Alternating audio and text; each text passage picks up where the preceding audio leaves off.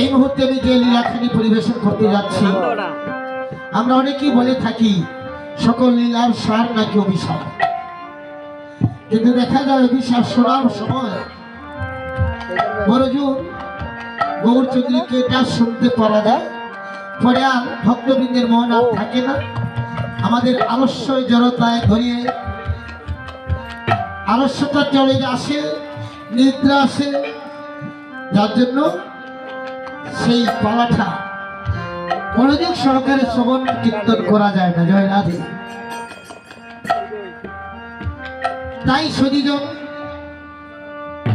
আপনারা কৃপা করেছেন, দয়া করে একটা রাত, একদিন এক রাত, সেই একদিন এক রাত থেকে 2 দিন 2 রাত করেছেন আপনাদের এই শুভ হরিনাম সংকীর্তন।